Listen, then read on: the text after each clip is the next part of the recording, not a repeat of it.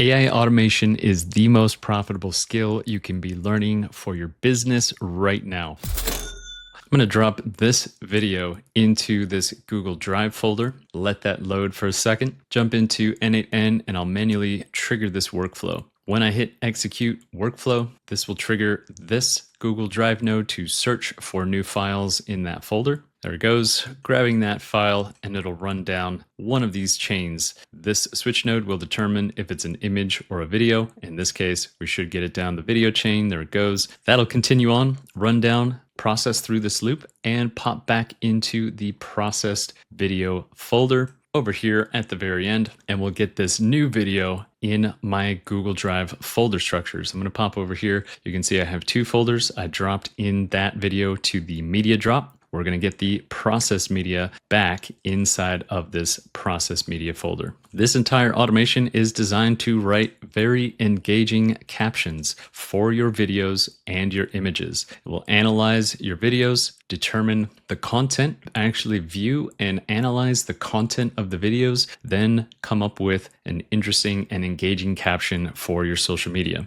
Same thing for images. You can drop in an image and pop out a highly engaging caption for your images. So I'll let this one finish processing through, and we can take a look at what is coming out. There we go. We are complete. Let's go check the processed file folder in Google Drive. So I'm going to jump back out. We can see that media has popped out of the media drop folder. I'll come back into my folder structure here, the processed media folder. We've got the same file with a new file name. Let's check it out. So this is the actual file name right here. The file name is going to be your new caption for social media. Simple solution to storing captions to process your media further. What's up? My name's Kirk. I teach people how to build AI automations, streamlining the process to make it as easy as possible and get you automating right away. I run a school community called Digital Automation Diagram. I also make YouTube tutorials that are mostly step-by-step, if not walkthrough videos like this one will be today.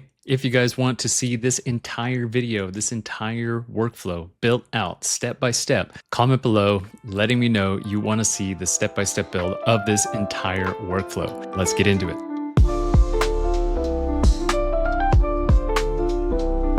All right, so let's go through this one. First of all, basic setup with Google Drive, right? We are using Google Drive and OpenAI. Those are the only tools we really need here. Google Drive, OpenAI, and as you noticed in the quick demo, what is actually happening in Google Drive is that we're getting back that file with the caption as the file name. So here is the actual video, and the name of that video is our new caption with hashtags. So the reason I've set it up this way, it's a pretty simple and elegant solution if you don't want to use any other tools as a hosting or content management system. We could send the files and the file names and the new written captions to something like Google Sheets or Airtable. That's what I use. That way we can store everything in a database, right? Instead of doing that, if you just want to get things done and processed and you don't really want to worry about storing all your captions and looking at them later, we can save the file names as the caption. That way, if you're using any other automation tools to pass on your media, if you've built an automation that will take that file and post it, you can grab the caption straight from the file name. There's no in-between process to store that caption and grab it again. We're storing the captions right into the file name itself. So hopefully that clears up what this process is actually achieving here in a very simple way of storing our captions. So let's walk through it. We're going to look at Google Drive first. If you haven't set up your Google Drive account with n8n, you can watch the tutorial. I have that video in my school community. You can jump over there, check it out. Otherwise, setting up Google Drive credential, if I just double click into this node, you would drop this down, click on create new credential, and open up the docs to set up your Google Drive credential. We have the trigger that will watch that folder to see if any new files are loaded in. We can drop in a file and set the poll time, in this case, every minute. This folder will search every minute to see if I've dropped in any new files. However, you can drop in hundreds of files whenever you want and set this to poll something like every day, every week. If you set it to once a day, this would run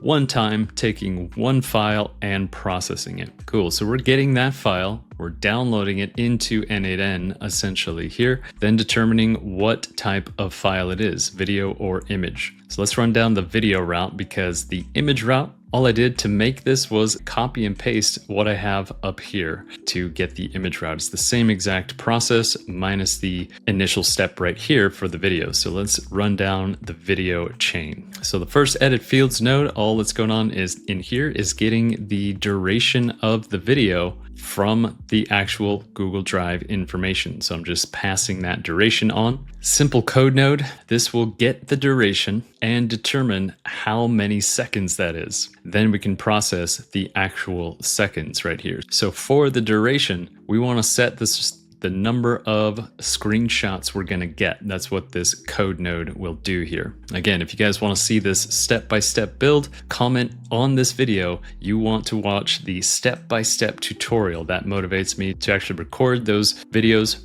so you guys can build from scratch alongside me. We're getting all of the timestamps, determining the duration of the video and getting an equal number of timestamps throughout that video. All right, so then this node is just simply splitting out the number of timestamps, getting all the timestamps to be processed in this node right here. So this is where the magic is happening in this entire workflow. What I'm doing in this HTTP request node is getting thumbnails for those videos. Okay, what I'm using is Stephen Pope's NCA Toolkit. This is the No Code Architects Toolkit. Really awesome toolkit. Definitely check it out. I'll put the link to the GitHub in the description of this video. But in the toolkit, there is an operation to extract thumbnails at particular timestamps from a video. So we're sending all those timestamps into the toolkit here and getting those actual screenshots. I'll go ahead and crack this open and we'll take a look at the JSON body here. We're sending that initial video from Google Drive and then timestamps into the toolkit. That's it. And it's extracting all of those screenshots at those timestamps. Once we have all of those images, we're going to send them on to OpenAI. Now this prompt is very lengthy. I have all kinds of prompts like this, all kinds of tools and workflows up in my school community. If you guys jump over there, you can have access to all of this stuff. But basically, it's a prompt to analyze the screenshots. So we just have very thorough descriptions of the people, the environment, the objects, the actions, the framing. Is any on-screen text? What's the mood? The cultural or contextual clues. Very detailed descriptions of those images come through. Each image gets described and then collected in the aggregate node. All those images then pass into this loop. Now what this loop does is it adds a human in the loop approval, right? We have this HITL approval system where OpenAI will write the caption and you can actually get a message on your phone with that new caption. You can approve it or disapprove it. If you disapprove it, it's going to get sent back through and another caption will get written. If you approve it, then it moves on and gets saved to your Google Drive folder. So what's happening inside of this loop is we're getting all the pre-loop data, all the video detail, all that stuff just gets passed on and stored in here. That way, when we process things through, we'll start at this point with all of that data, right? The two important nodes here are the user settings. This is very simple stuff, but we're going to set your Telegram chat ID. If you're going to use that human in the loop approval, you set your Telegram chat ID right here. You choose your AI model you want to use for those captions. Whatever model you want to use for your captions, you can set it right here. And you can set your human approval, your human in the loop system on or off, true or false right here. So right now I have it set to be off. No human approval. Those captions will just get written and passed on and saved in Google Drive. Cool, so the next setting here, this is your prohibited language list. Actually, one of my school community members sent me this idea. It was a list of prohibited phrases. And since I've gotten that list, I've been expanding it, just making the AI sound more like a human or overall just sound much better. So this list is a system prompt, just says, do not use any AI sounding phrases, do not use any words or phrases in this list. So everything that could make the captions sound AI generated, very basic AI stuff. This one is huge. Digital tapestry, digital landscape. All of these words, when used by the AI, just make it sound AI. Let's delve into. So we're gonna get rid of any of these phrases in your captions. Just make it sound more authentic and more human. And of course, this list, you can add or subtract anything from this list. It's a pretty lengthy list. I have this up in the school community as well if you want to jump in there and download that. So what is actually happening programmatically? We're getting all of those image descriptions and they're getting sent to this node. This node is taking all of the image descriptions and composing an overall idea summary of what that video is about, really just determining what that video is actually about, right? And so we have a user prompt just saying, read all of those image descriptions. I'll pop this open so you can see it. Decide what the video is about, who I think this is for, any trends or themes, right? And then write this entirely in first person as if I'm thinking aloud or explaining the video to a friend. This line right here changes the entire structure of how your captions get written. Especially on Instagram, you want to write your captions like you are talking to somebody, like you're trying to engage with a person. So this line right here will definitely reset your AI, reset your generated captions to be more personable and more in the first person. Cool. And then we're simply passing in the system prompt here with the prohibited language list from the previous node. Once that video summary is complete, we'll get a first analysis for the captions. So this is where you can tune up how your captions are coming out. Mine, I started off with write a 1-sentence Instagram caption that sounds like I'm speaking directly to the viewer, right? This is where you can decide if you want to use hashtags, if you want to summarize the video, how you want your caption to be written.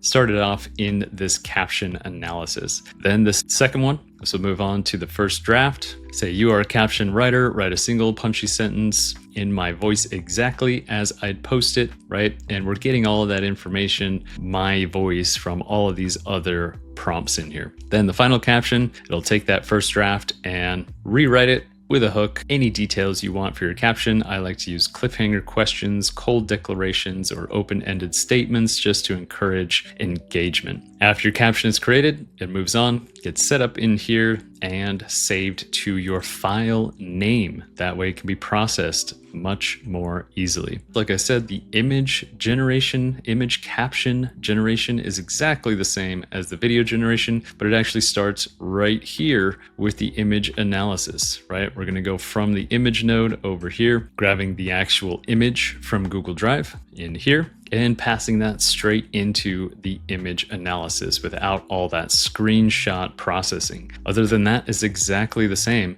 Analyze the image, set your user settings. This is the exact copy, so I still have it labeled the same thing, video summary, but this is actually the image summary. Write the caption analysis, write the first draft, and write the final caption to be saved to your file name. So again, guys, quick run through of this automation. It works wonderfully well. Just a side note here, trying to get any video analysis, right? Contextual video analysis. Google has a tool, I forget what it's called. I look at it every so often, just a pipe dream that I might be able to use Google tools someday, but using the Google video analyzation tool is about $2,500 a month to use Google's video analyzation AI, right? This is functionally the same. You can set the number of screenshots that actually get analyzed. You have a much more granular control of every scene that you want to capture, analyze, describe, and summarize in entire video analyzation. So simply cutting the caption writing section off, this is an excellent contextual video